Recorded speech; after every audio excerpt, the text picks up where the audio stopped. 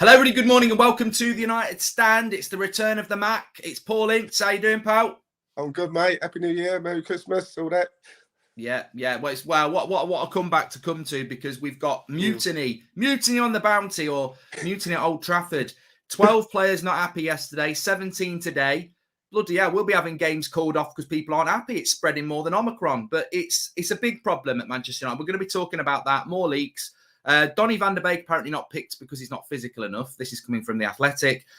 Fletcher's now teaching Rangnick's coaches how to coach. This is coming from The Athletic as well.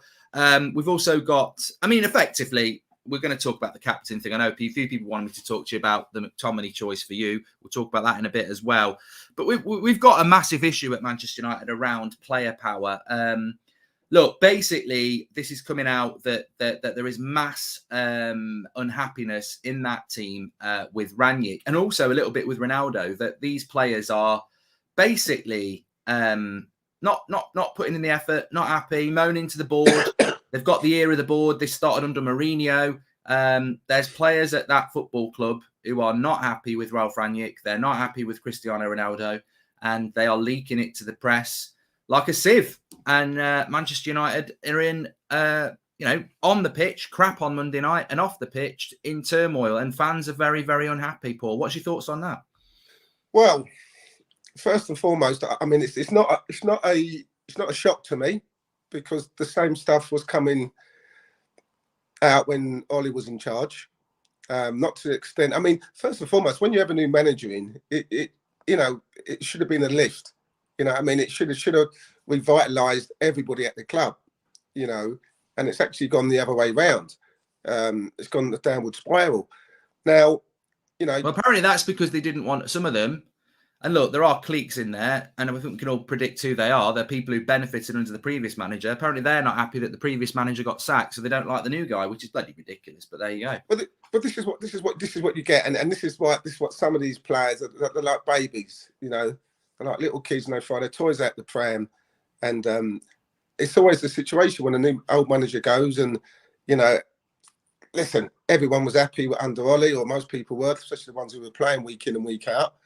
But we saw what tripe that was throwing up every weekend most of the time. So, eventually, push comes to shove, the manager's got to go. New manager comes in, new ideas, tries to change it, which you have to change it, because Man United under Ollie, the last 6 months of his tenure were dire. They absolutely were. And, manager's got to come in with his new ideas.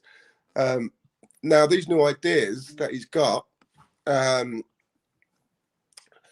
not good ideas. Changing the formation to 4-2-2-2 never works. You said they were crap on Monday, and I did the game on Monday for Sky.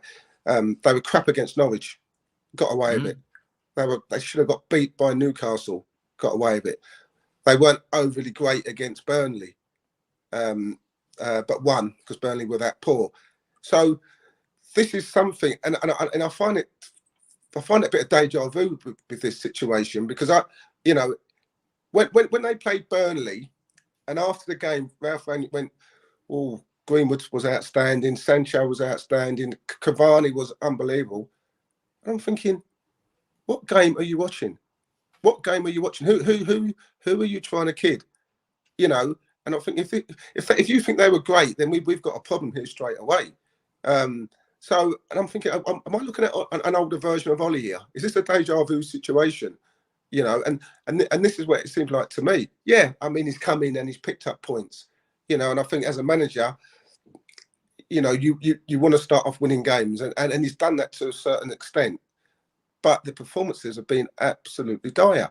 They really, do you think he's the wrong choice then, Paul? Because you were pretty early on Ollie when he was appointed. Do you think Rangnick's the wrong choice, or do you actually think it's the players just being, in my words, absolute disgrace? I'd kick most of them out. It doesn't matter who you are. If you go into that club as Paul Ince and you say, right, we're doing things my way, and the players go, we don't like this, we leak this to the press, you're never going to get, you can't, and no manager can go in and sort things out when you've got petulance and backstabbers like we've got. No, listen, you're right, and it disgusts me when you know. He's only been there 4 weeks, really, hasn't he? Yeah, it's only been 4 or 5 weeks. Yeah, I get that, but as I said, we always said from the start of it, he's only coming as an interim manager. Therein lies a problem. 2, obviously, if players ain't playing, they were playing.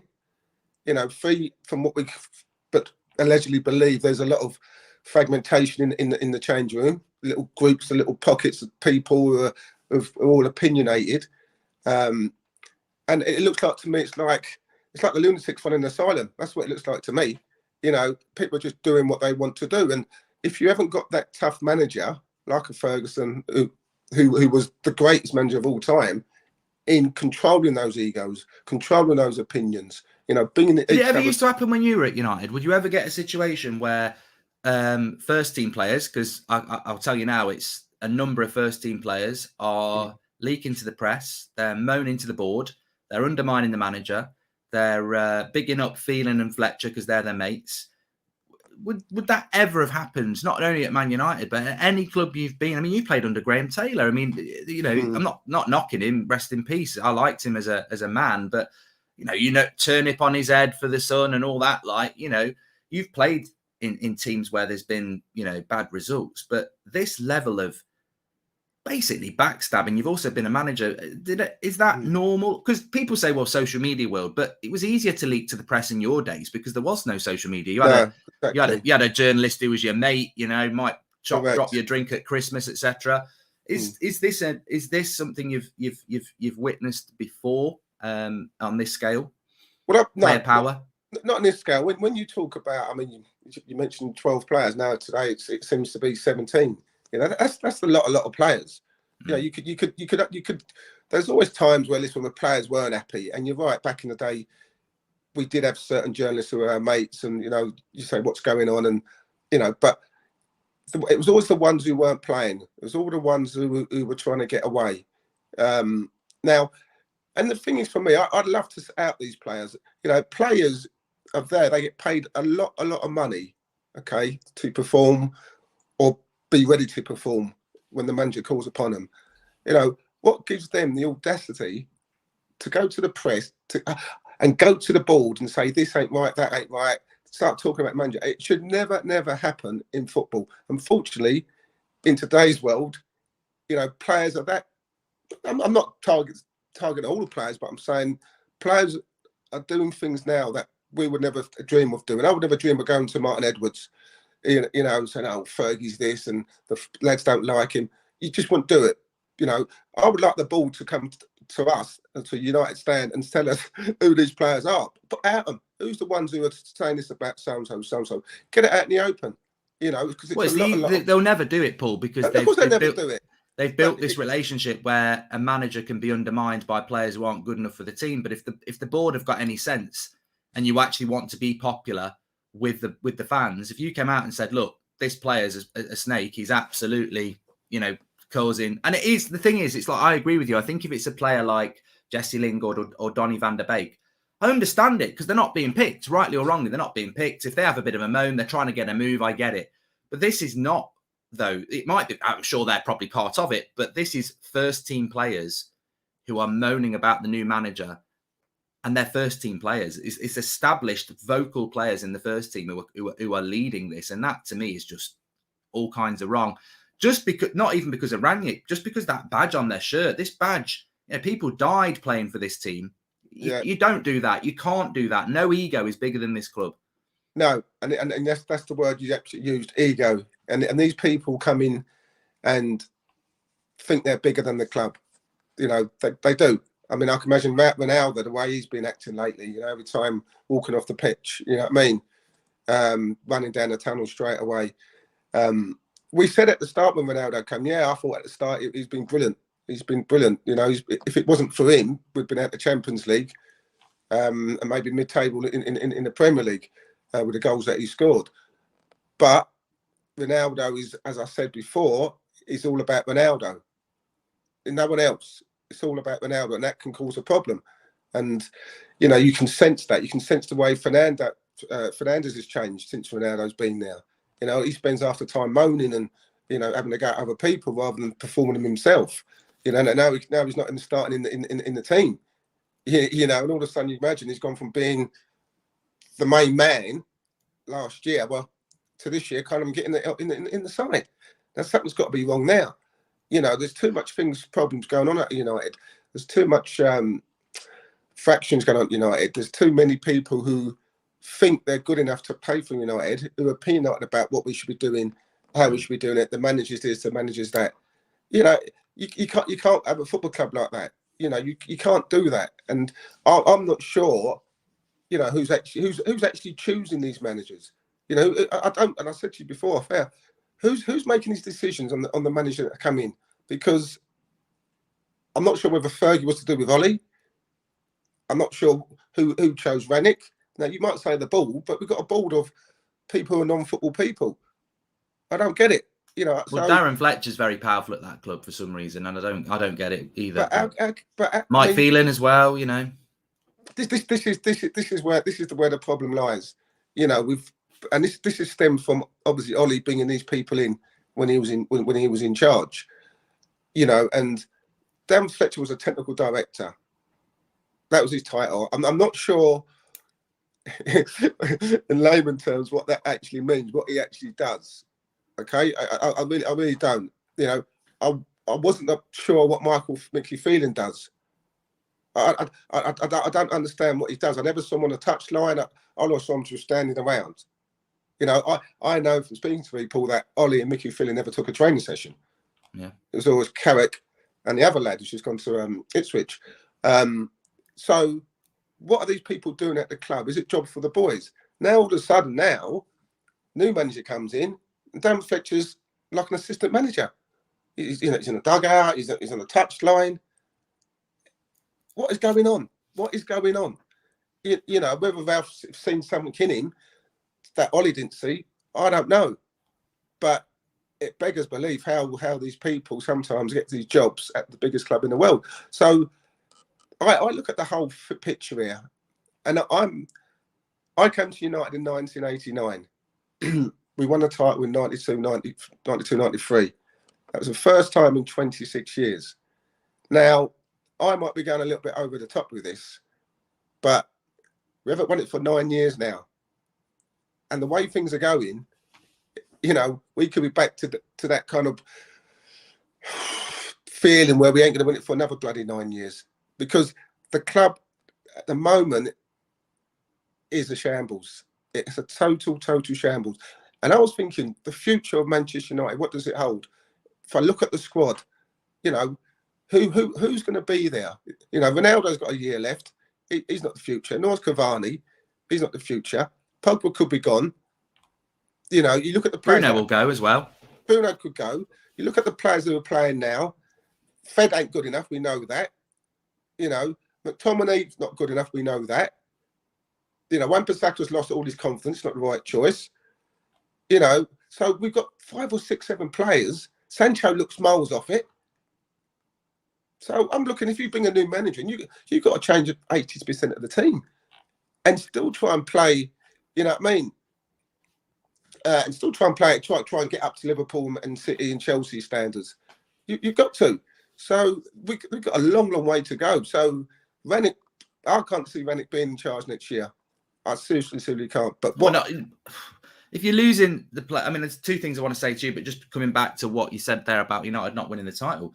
I mean, the problem is, and I spoke about this a couple of days ago, is that the players that are going to go, whether it's through age or being fed up, are the players you want to build a team around, the Ronaldos, the Brunos, you know, and the players we're going to get left with, the Maguires, the McTominays, the Freds, the Rashfords, the Wan-Bissakas, the Luke Shaws, they're the players that ultimately are really inconsistent and have got question marks above them, not only about whether they're the players who are turning on the manager, but more importantly, they've got question marks over them of whether they're United players. So we're going to be left with the players that many people think aren't good enough, and the players that we think are good enough, they're going to go. So it can only it's a massive rebuild. So you're right. You know, you can't just say we're going to be a title contender next year. No, it's going to take at least. And that's if somebody comes in and goes, right, you're out. It's going to take you 2 years from now anyway. But we won't do that. We'll keep listening to these players, these petulant players that aren't good enough. No, you're absolutely spot on. And, you know, even if you say you're going to build a team, I don't think there's a player at this moment of time who you could say, yeah, we need to build a team around him. Yeah. I really, really don't. You know, as I said, Ronaldo's 36, 37. He's gone the next year. You know, if he goes, what happens to Bruno Fernandes? If he's not playing, he goes. Pogba's gone. So there you're probably 3 world-class players who are gone. After that, I mean, Rashford looks so out of sorts. So out of sorts. You know, since he's been doing this campaign, the campaign's been great. You know what I mean? What he's done for these kids. But he's a footballer and he needs to start showing he's a footballer. He's a top class footballer, Rashford. He looks out of sorts. I can't understand why so many players are lacking confidence. I can't. It's not like the fans are turning on them. You know, the fans are backing them. The fans are right behind them. You know, even the Wolves game, you know, they were right behind them. And they still lack confidence. They still can't keep the ball. This is Manchester United. You know, you can't pass from A to B. You know, Wan-Bissaka's kicking balls out of plays, and you think, what am I watching here? This can't be Manchester United. It's impossible. You can't have so many players be out of form and out of confidence. Maguire's gone from an 89, 90 million pound player to just looking like an ordinary player, a bang average player. Yeah. Lack of confidence. But why is there lack of confidence? Is it based on what's going on in the changing rooms? It can't be based on results because they're winning games. And even though if you're not playing well, you know, as a player, as long as you're winning games, you're not going to be not confident. You know, it's not like the fans are telling them every time they walk out at Old Trafford. That ain't the situation. So I can't understand why these players are going onto the pitch and lacking confidence. I can't see it for the life of me. I think what's happened is that this club is has become a brand and not a football club. And I think under Ollie, he was everybody's mate, and the board, everyone, you know, it's a very insular club. It's a mates rates club. We know that. And I think what's happened for 3 years is that people have been bought in for big wages. They've been handed the captain's armband. They've been picked when they've been playing badly. And what's happened is 2 big things have happened. Rangnick took the manager's job and he's basically dropped some of these players and told them how it is, and they don't like that, and that's why we're getting the leaks. And Cristiano Ronaldo's come into the club, realised what a big mistake he's made, and gone, you lot are a load of shit. And they don't like that either. And that's basically what's happened. And that's what I was going to ask you. The 2 things that bother me the most are, 1, Rangnick's only been there 5 weeks. No manager can be judged on 5 weeks. And also, this is a man that's influenced Jurgen Klopp, Thomas Tuchel, Nagelsmann. Who are these United players to go, this guy's no good, when they've been shit for 3 years? And then the second thing is the Ronaldo thing. I just find unbelievable, because he was moody at Madrid. He was moody at Juventus, but he's one of the greatest players that's ever played the game. When he comes into that dressing room, there's nobody that can compare to him. You know, nobody. No. If you when you were at United, if they'd bought a Zidane or someone like that, you're going to be, and he's a bit moody, you're going to be Zidane or like Cantona, you know, someone like that. They demand a respect. But then you've got, it's like having Cantona in your dressing room and then Mike Phelan going, I don't like this, I don't like this. Come on, lads, I don't like this. He shouldn't be telling us, he shouldn't be leading the team, this, that, and the other. That is a huge problem, because when Ronaldo walks into that team, he's won more than any of them combined. And yet we've got players in that team undermining him, going behind his back and the manager's back. Whether they're right or wrong, they don't, you know what I mean? Like if that's you and Roy Keane, I'm going to listen. I ain't going to listen to Harry Maguire and bloody Luke Shaw and Aaron Wan-Bissaka and Scott McTominay and Fred and Rashford. I'm sorry, at some point you've got to look at that badge and go, he's actually done it. And, you know, he's one of the greatest players in the world, but he's actually done it in a United shirt as well. He knows what it takes. At some point, these players have got to just swallow it up and go, we've not been good enough for 3 years. Ronaldo's been here 5 minutes. Rangnick's been here 2 minutes. Maybe we should listen, because we've been crap for 3 years. But they've just been too comfortable for me for 3 years. It's all been, even when you're bad, you'll play and all this. They've got too comfortable, too spoiled. Yeah, it's been a happy camp, hasn't it, under Ollie? You know, you go from Mourinho, where, you know, he tried to put the demands on the players. Yeah, listen, he was falling out with the press, which never ever helped. But you could imagine that the way Mourinho is, a serial winner, you know, and he was putting demands on the players. We've gone from one extreme to another, where Ollie didn't put any demands on the players. The players were coming in and having a laugh, having a joke. Oh, what a great look! I can't wait to go to training today. It's going to be so much fun and all this type of stuff. We're not working hard. We're not doing enough on the training ground. Players will get players who don't want to win things and haven't got the desire to win things. But we're happy to do that every week, every month, every year. And if you've got a clutch of those players who are doing that every week, every month, and playing for United on the weekends or midweek, you're going to get those results. With Ronaldo, yes, one of the greatest players ever to play on the football pitch. But he also has to have a kind of understanding that if he's a serial winner and he knows how to win, he needs to give that information to the players. He needs to let the players understand what it takes to win. I don't think. Well, but the story is they don't want to listen. Well, they don't like it. They don't like someone coming in and telling them what to do. They've got their own little cliques. But if you look, maybe they don't want to listen, not because they're not accepting what a great player he's done and what he's achieved in the game. Maybe they don't listen because of the way he conducts himself, and that's the thing. Look, I've had people seen arrogance, players, though, isn't it? Deserves it. Maybe he's arrogant, but maybe deserves to be arrogant. That's what I'm saying. There's arrogance. You know, I was arrogant. Roy Keane was arrogant. Brian Robson, but we had to have the arrogancy to play for the best clubs in the world. Yeah. But off the pitch, we weren't arrogant people. You know, and if there were arrogant people, then why would I listen to someone who I feel is just not a nice guy and it's all about him? Why would you listen to someone like that? Maybe that's what's going on. You know, maybe, as I said, maybe you got that little Harry Maguire little group. You got the Paul Pogba group. You got the Ronaldo group.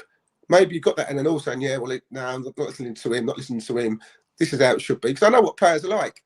Now we're right, they're wrong. They're wrong. We should. You're not playing. I can't believe you're not playing. How comes he's playing instead of you? It's a joke. Yeah, manager's crap. Yeah, I'm going to say something to the press. Yeah, we don't like it. That's how it works. You know, Ronaldo's not going to be there in a year's time. You know, what you will never see now. And the funny, when I was at United, if something like this ever happened, or anything happened, there'd be a Tuesday afternoon or Saturday after the game, all the players would get together. The captain would say, right, we're going to get together, we're going to go for dinner, or we're going to go somewhere, we're going to talk about it, we're going to get it sorted. That ain't happening at Old Trafford. Well, I said this a couple of weeks ago over Christmas. Jesse Lingard put a picture out of him in a West Ham shirt again. And I said, no way, when Roy Keane was captain, I mean, they know there wasn't phones then, he wouldn't have it. And people were like, well, it's not Maguire's fault what Lingard does. I said in a traditional dressing room, as a captain, a manager can't know the social aspects of things, but a captain will, because he's one of the lads. A proper captain, whether it's John Terry, Steven Gerrard, even yourself, you're not going to let that undermine your dressing room, are you? That is the captain's job. And look, I don't want to bring Harry Maguire into this, but everything that's going on at the moment, all the leaks, all the unrest, that is his job as a captain to sort it out. But he might well be part of it. We don't know.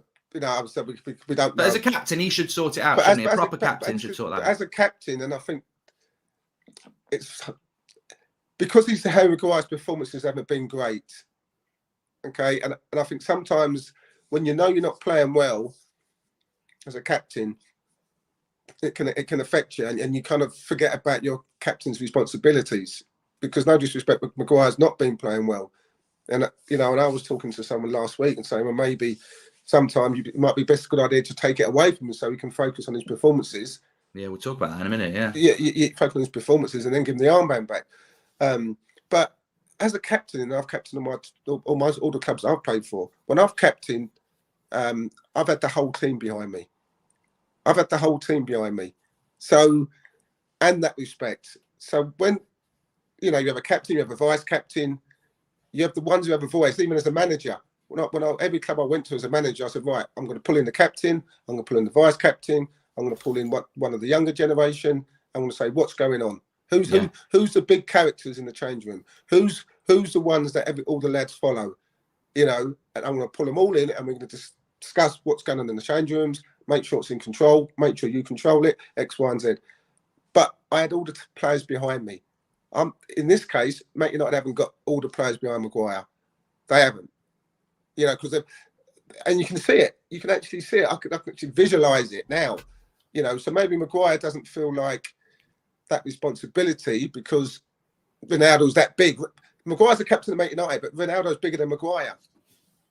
And this is always going to be a problem Well, this is what I'm saying to you. I don't know whether I said it on the show, but certainly we're talking about before. I tweeted it out this morning. Pretty good source saying that Manchester United players, Ronaldo was brilliant on Monday in the dressing room. We could see it on the pitch. He was trying to get the players going, but certain players weren't listening. Well, that's putting your own individual feelings above your badge, isn't it? But it's not a good thing.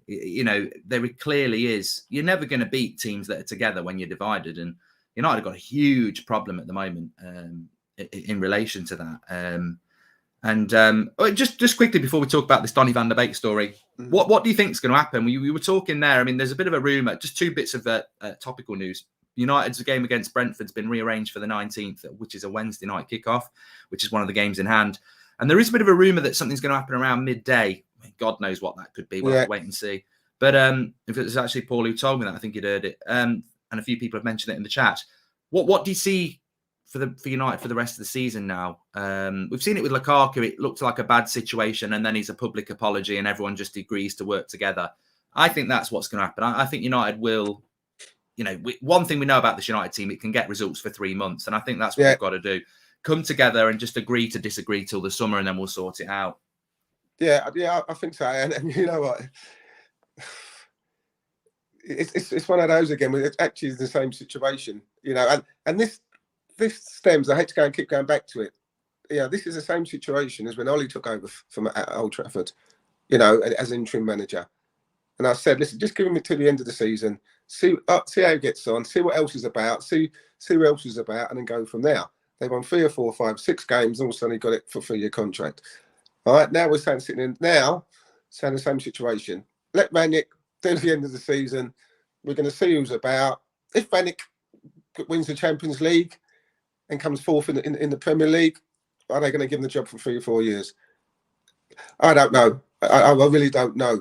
But I think as far as it concerns at this moment of time, somehow someone or some people have to pull these players together and get them singing on the same hymn sheet, get them playing as a team.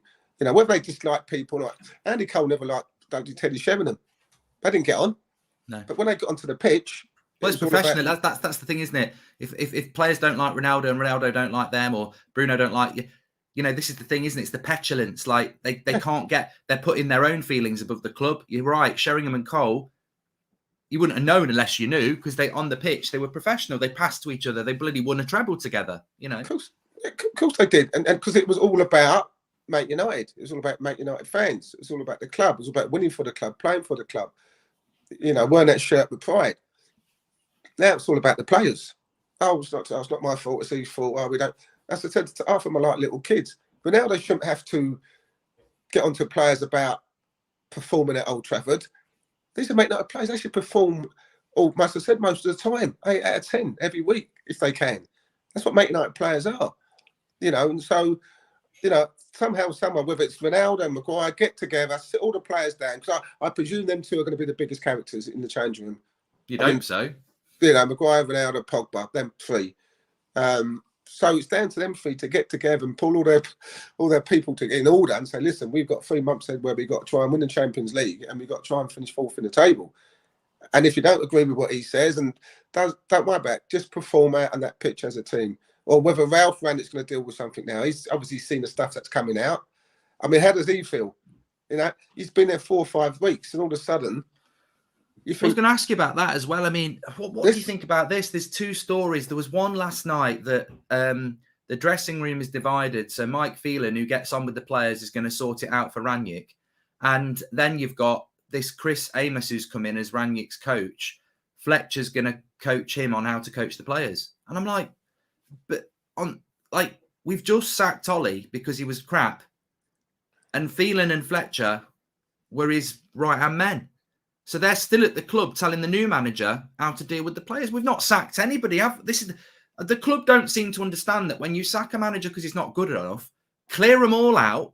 Don't leave 2 of his biggest coaches to guide the next man. It's not a change, is it? It's almost like a bloody wolf in sheep's clothing. We've still got the same problems, and we wonder why the dressing room's divided, because they're probably like, Mike, I don't like this, Ralph. We like you, Mike. Darren, we don't like this new guy. You know, and it's like, it feels like that's what's going on because there's so much upheaval. And I wonder if Phelan and Fletcher had been kicked out and it was just Ralph Rangnick. They've got no one to moan at. They've just got to get on with it. No, you're right. And has he got the power when he knows who's moaning to say, sell him? The club will go, no, you can't sell him. You can't sell him. He's massive. He's a massive brand ambassador. You know, you just wonder what power Rangnick's actually got when he's being undermined constantly in the press. Yeah. I mean, for me, just sitting there, just kind of put myself in Ralph's shoes. I think it's, you know, it's a total disgrace. You know, he must be thinking, geez, I've only been here 5 weeks. Yeah. And as much as like we can say, well, it might be true, might not be true. You know, it still hurts you when you see things in the paper that the players are going to the board and talking about that you're no good. We don't like your style of football. We don't like how you're setting the team up. You know, now they can definitely get him sacked, Paul. All they've got to do is put in results like performances like Wolves. It's not going to take long, is it? Manager always falls on his sword. If let's not believe that those players can't get him sacked in a month. Listen, those performances, they're the same. He's got the same players that Ollie had, and those performances that Ollie was producing towards back end of his tenure are the same performances that the players are performing now. I just not get hoodwinked by the fact that they've got a penalty against Norwich, you know, only going down, and you know they got battered by Newcastle. Should have been 3 or 4. Lucky, yeah. You know, David De Gea was man of the match in both of those games. You know, so let's not be hoodwinked by the fact they got some points in that. The performances have still just been as dire as when Ollie was there. That got Ollie the sack. So, as much as you can blame the manager, surely the players have got to be, you know, accountable for obviously the way they're playing. But there's this like we don't care attitude. You know, if anything goes wrong, oh, it's the manager. It's not us. We won't put the things out. It can't be us. It has to be the manager. But he's only been there 5 weeks. Well, we had Luke Shaw after the game. You were bloody there at Sky. It was sat embarrassing. There. Luke Shaw coming out after the game as a United player saying the players weren't there. I felt like some of the players, basically saying some of the players weren't trying. As a Man United player, I'm amazed that has been allowed to happen. Like, imagine you coming out in that Cantona team and Hughes and going, we've lost at home to Wolves, but I tell you what, I felt like half the lads weren't even trying. There was no one to pass to. It's almost, that's how bad things are at United, that can happen. It's like, I couldn't believe it. I was stunned. Yeah, but and listen, I mean, I was listening to it, right, and I was thinking, surely he can't be. Surely, I mean, I don't know whether PR bloke says, right, Luke, Sky want to talk to you, or they want to talk to a Man United player. You know, what are you going to say? You know, what have you got to say before we actually put you out there? They don't do that. I don't even do that. Now, for him to go and say those things, I couldn't believe what I was hearing. I would have actually once I'd have got in hold of him, I would have said, what the fuck do you think you're playing at? What he shouldn't do it. Look, I think a lot of people in the chat are saying he's spot on, and he is spot on. Yeah, but you can't do that. You can't do that. Publicly. Can't do that. There's enough shit coming out of Old Trafford as it is. There's enough crap going on. You know, you don't need him to come out and just compound it by saying exactly, yeah, we're not rushed. We don't know what the manager's doing. We don't know what system. We couldn't find no one to pass the ball to. Yeah, that's not for him to say. That's not for him to say. You know, and it was an embarrassing interview. It really, really was. And he waffled on and kept. And then he started talking about Phil Jones. He said, I like to say, well, you know, it was great, Phil Jones. Phil Jones was the best player on that park that day against Wolves. And he'd been out for 2 years. What does that say about the rest of the players? He's been out for 2 years. It was great to see him back. But he goes waffling about Phil Jones. And I'm thinking, wow, you know, if that been Fergie, he would have absolutely torn to pieces after. Because I do like Luke Shaw, and I do like his honesty, and I know for a fact he's not lying. I know he's not lying. I know some of them players to keep in house. Yeah, I agree with you. You know it. You mentioned that in the dressing room, and you all fall out, don't you? You don't need to put it on Sky Sports. You don't need to put it on Sky Sports. You know, you can't go out there. You know, if he said to his PR man, "This is what I'm going to say," there's no way he would have gone out and been stood in front of the cameras. You know, and the also thing is, there'll be players looking at that in that dressing room saying, "What are you saying?" You know what I mean? What are you saying? Because there will be players who say that should have been said amongst the team, amongst the players in the change room at dinner when we're all together, not in front of millions of people. So there'll be players now who will fill out with Luke Shaw based on that interview. Yeah, we accept his honesty, but sometimes that's pure stupidity. You know, there's honesty and stupidity. Be honest, but be honest with your teammates, not to the world of football, and that's what he's done, and that just compounds everything else that was going on. I want to talk about what's on screen about the McTominay thing, but it's quite low priority because there's so much coming out at the moment. I wanted to talk to you about this. Rangnick is seemingly coming to the same conclusion as Solskjaer, that Van der Beek is ill-suited to the rigours of the Premier League. His technique is pristine, but sources in training say he struggles to cover the ground, and he's looking at a January transfer away. This is from Laurie Whitwell, The Athletic, who will have good sources from the club. I'm stunned again by this because you're basically saying that Donny van der Beek's not physical enough for the Premier League, yet he's played in a Champions League semi-final. Every time he's played in our midfield, I think he's looked like he needs a run of games. It doesn't look like he's terrible. Mm. And yet we're picking Fred and McTominay and Matic instead of giving him a chance. I mean, that is just the sort of spin bullshit that probably is setting up to sell him. But I can't buy into that. You know, basically, he's not ready for the Premier League. We've scouted him and bought him. I just think the club sometimes think let's spin this out, and they don't think it through. They expose themselves. What are your thoughts on that? I find it tough when you talk about physicality, because he's no smaller than Fred. You know, I think he's about 6 foot, actually. Yeah, I wouldn't say McTominay's bulky or he's a strapping lad, but he's not. You wouldn't say he's a beast, you know. And when he says physicality, I don't know what he means by that. Because I think maybe they're talking about energy as well. You know, maybe distance covered as well. I don't know. But how can they talk about distance covered? He's not had a chance to show how much he can run. I'm sure, you know, he's getting 2 minutes every game, if that, or he's coming on for 10 minutes and. Yeah. You know, so they talk about physicality and distance running, and he's not even had a chance to play. You know, this is a player who came from Ajax. This is the one who was coveted by a lot of clubs. This is one that we spent millions of pounds on. This is someone we've not been given a chance to play football. When he's had a chance, he's done okay. He's done okay. Sometimes he's play games and he's been the best player. You know, so to come out with this bullshit about he lacks physicality, you know. I don't know. Another story that just thinks that who are they trying to kid? Who are they trying to con? Are they trying to con the fans? Or are they trying to, con us? Because the kid's not had a chance to play. He really, really hasn't. And to think that Matic was never even really in Ollie's plans, and it was always Fred and McTominay. You know, now Matic is a first team starter. But in fact, Donny must be thinking, Jesus Christ, Fred's not in the team, so I like to think I'll be the next in call, but it's not even him. Yeah, Matt is back in there with McTominay, and as I said, that midfield area it needs a complete change, a complete overhaul. You know, it really, really does. And Donny has to go. I know Ralph came out the other day in the papers and said, yeah, well, he would get his game time, and you know, he's not going anywhere. I want him to stay. I've spoken to him, and this seems like the same old shit that Ollie was saying to us. You know what I mean? Yeah, he'll get his minutes on the pitch. He's a great pro. He's great in training. He does everything right. Well, Rangnick's are saying exactly the same thing, you know, but yet he's not physically enough to play there. Well, we're in January. The season finishes in 3-4 months. How are you going to get him up to physicality, you know, in the next month or so he can start playing games?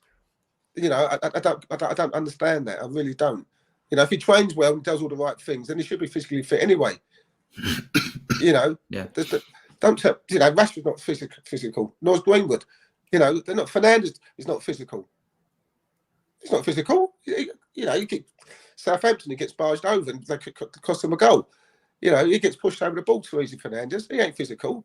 So what's he on about Donny van der Beek not being physical? It just stinks to me like it's they know he's going to go, so they've got to try and cover their own arse that they've messed up, because he's probably said, I want to go, and they've got to go, how do we spin this into a positive story then? Well, let's just say it wasn't good enough, but it doesn't make any sense to me when you know Mkhitaryan had a run in the team, he wasn't good enough. Kagawa, Sanchez, you've got to give a signing a run in the team. He's never been given.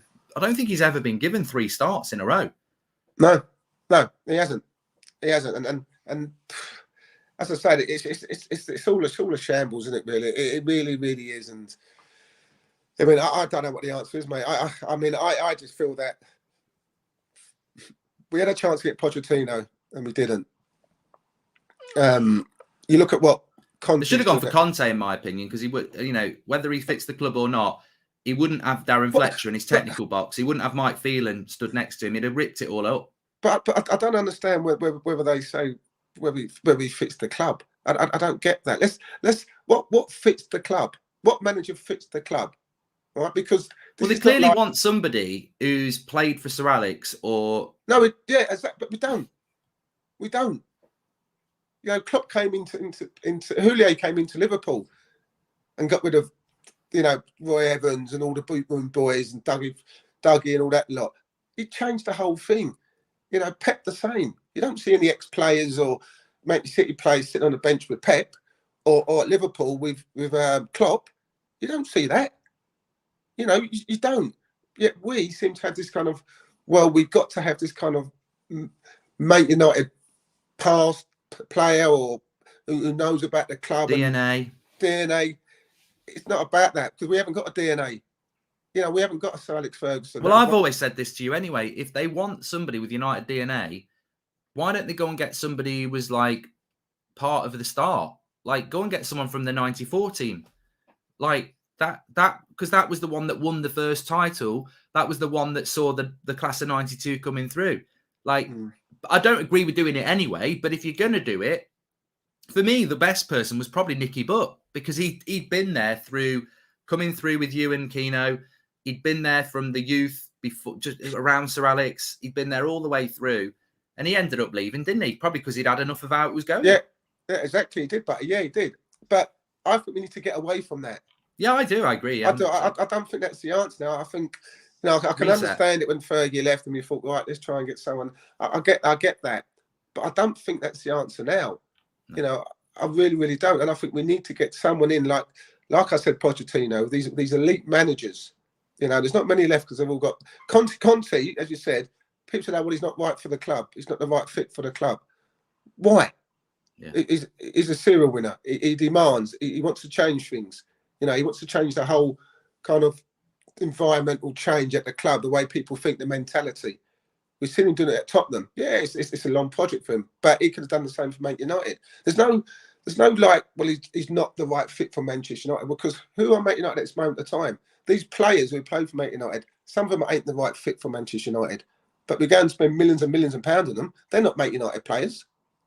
They're not Man United players. Not to Man United players that I've played with, you know, who have graced Old Trafford for many, many years. These are far from it. So don't start telling me, well, he's not the right fit for Man United, because what it is, people want managers who, or the ball do, or they can treat them like puppets, like Ollie was. You know what I mean? They can tell him what to do, what to say. We don't want that. We want someone who's going to come in, as you said, rip it all apart, change everything. Now, if Rangnick stays at the end of the season as a consultant, what type of manager, as I said to you before, what type of manager is he going to bring in? Who's going to be in charge? Because, you know, there's not many out there. Pochettino comes in, he's going to want to do it his way. You know, if Ten Hag comes in, he's going to want to do it his way. But I just feel we've missed the trick here. We've missed two tricks. We've missed Pochettino and we've missed Conte. And I don't care what anybody says. They're elite managers and there's not many left out there. Would ZZ come? He didn't want to come before. He doesn't speak English. Simeone, maybe.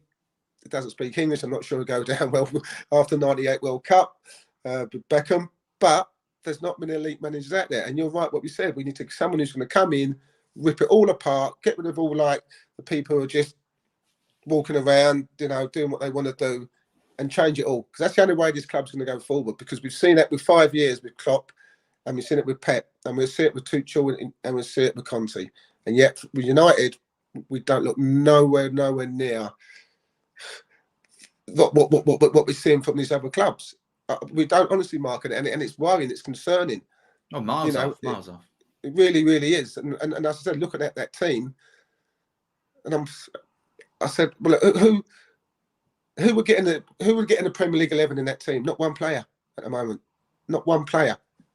I think Ronaldo would if he had the service, but no, but he hasn't got the service, and he would service, be, and he wouldn't be at the moment because he ain't playing well. No, you know, he's playing him and Cavani up there. You know, it's not even working. Yeah, you know, they're not even working. You don't play two up front. You don't play two in the field against Wolves.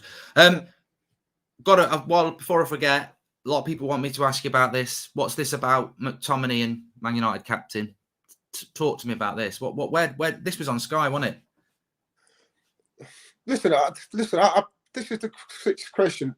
If you look at the Man United team, all right, now Maguire's out, all right, so someone has to be captain, correct? Yeah. Now I'm not one, and I never have been for goalkeepers to be captain. I'm not. I don't like goalkeepers being captain because they can't get around the pitch. They can't get to the strikers what to do. They can't talk to the midfield players. They can only talk to the defenders. So I've never been one for goalkeepers being captains. Most of the captains should be midfield so they can get to each department, back and front. So if Maguire's not going to play, and you think, well, who's going to be there? Out of all those players, who do you think would be there the longest? All right? Who's got a depressing me now. Huh? You're depressing me now. I'm saying, I based it on, obviously, you remember McTominay last year in the pandemic. He was the one who was trying to take Man United forward. He was the one who was doing everything. Against Burnley, he was outstanding. Outstanding. All right? The best player on the park against Burnley. All right? I did give him man of the match, yeah.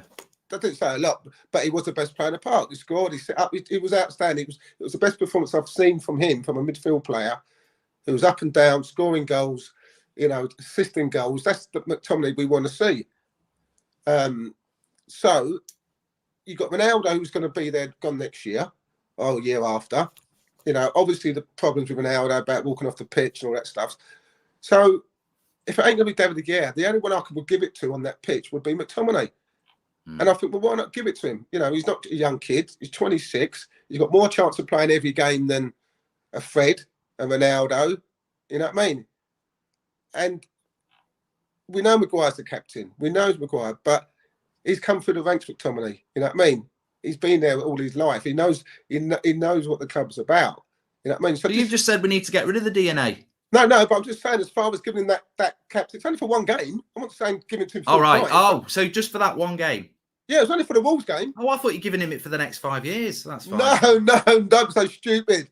No, it was only for that game because I just felt, well, who played well last week? McTominay was outstanding. Maguire's out, so give it to McTominay. See how he takes responsibility with that armband, because Maguire might not play all the time. And as I said to you, a manager might think, well, Maguire's not playing well at the moment, so let me take the armband off him, let him concentrate on his performances, and let me give it to someone else until he gets himself back to his best. So why not try McTominay until that time comes? I'll blame, mate, forget the captain's armband. He can wear a cape for all I care if it makes him play good, because I think he's absolutely crap. He was rubbish on Monday night, but this is what I'm saying. He has got. Look, one thing I say about McTominay is, and I've been told he's not one of the players that's actually causing trouble. And I don't rate him as a player, but I think his heart's in the right place, and I think he really does try hard.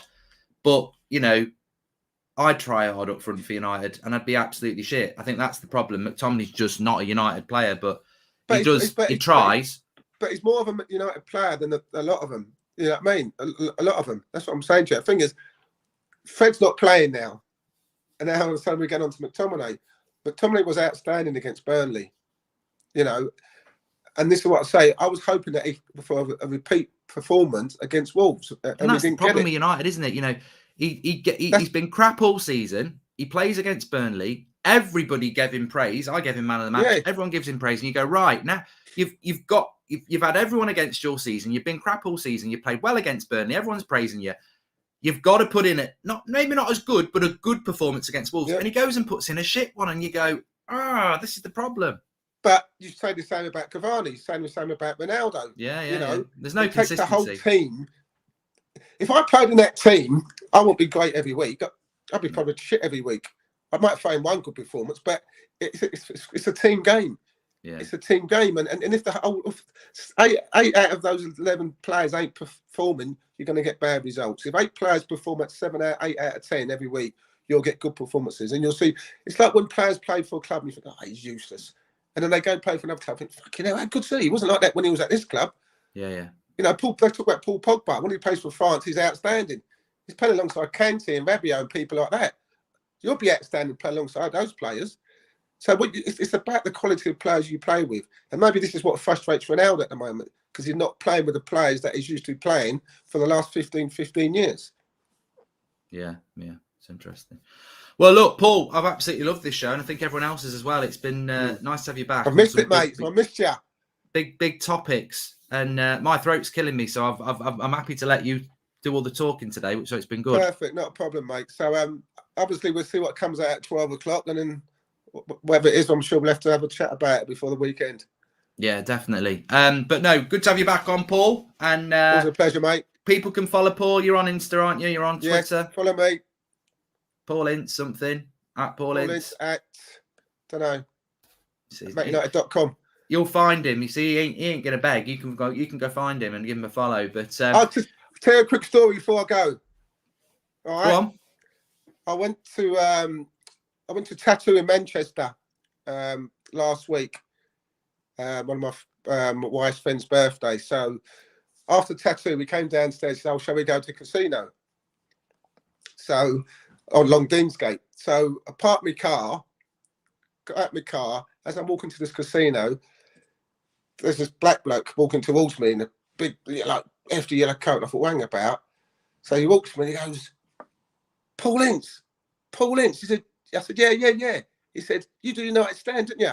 I went, yeah. He said, tell that Marky he's a fucking legend. I went, fucking legend? What about me? He said, no, Marky's a legend. Tell him he's a legend. And he started walking off going, Marky, Goldfish. See, I was absolutely pissing myself. You can get all your Premier League titles, all your England caps, and I thought, all your Man United appearances, put them in the bin, because they only know you because you're on here now. I've got to tell him. I thought, I've got to tell him this story. So it was brilliant. It was, honestly, it was so funny. So you're a legend. Well, I don't know about that. I actually thought he might be one of them people who say, tell him something else, but so it's a nice story. No, he's a legend. There we go. Well, look, there's a lot of people who watch the shows, and there's a lot of people who love you coming on. So really enjoyed it this morning. And we'll have more of Paul very soon in 2022. Love it. Look forward to it. Take care, Marky. Yeah, take care, pal. Speak to you in a bit. Cheers, big man. Take care, guys. Bye-bye. Bye-bye. So let me just tell you the story. Let me just get rid of that. Fantastic show this morning. I've actually just, you know what? I have got a bit of a sore throat, and I've been for my booster this morning. 3rd jab. So I'm a little bit, first 2 jabs, I was absolutely fine. And I'm feeling it. I'm feeling a bit rough. But look, we'll see what comes out at midday. I've not had any messages about anything coming out at midday. So we'll see what happens at midday. What I do know is that the club's in a bloody mess at the moment. And there's more stuff coming out this morning from Manchester Evening News about players think that Lingard should get more game time. Donny should get more game time. I'm not really interested in what the players think about who should get more game time, because you know what? Imagine if Harry Maguire's saying, I think Jesse and Donny should start more. If I was Ralph Rangnick, could say, yeah, I think I should start Eric Bailly and Victor more. Thanks for the advice. Get on the bench. So I'm not interested in what players think about team selections. This is the problem at Man United. We can talk about who should get game time because we're fans.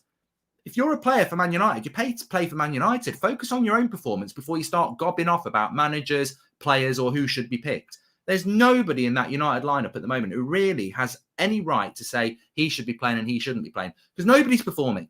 And this is the problem at United. They've got too much power with players who aren't good enough. Can you imagine Jordan Henderson saying to Jurgen Klopp, "Oh, I think Kelleher should be playing in goal instead of Alisson, and it's a joke." He'd be out on his arse. There's no respect at that football club. Anyway, look, we've got the 8 o'clock show tonight, but I think we'll be doing a show at 2:30 today. So make sure you tune in for that, because there's so much going on at the moment, and I've got a couple of phone calls to make as well. Plus, my DMs are going crazy from people in and around what's going on with this. So I'm sure we'll have some more news. I was told this morning that it's going to go off like a bottle of pop today, because these players who've got their little clique and have leaked to the press, what they don't realise is that people in their clique are turning on them and leaking to other people. So it's all going off at the moment. Thanks everyone for watching. Make sure you subscribe, bottom right hand corner, and smash a like on the video. Fantastic content on the show at the moment. Really people getting involved as well. And I'll speak to you all in a little bit. Take care.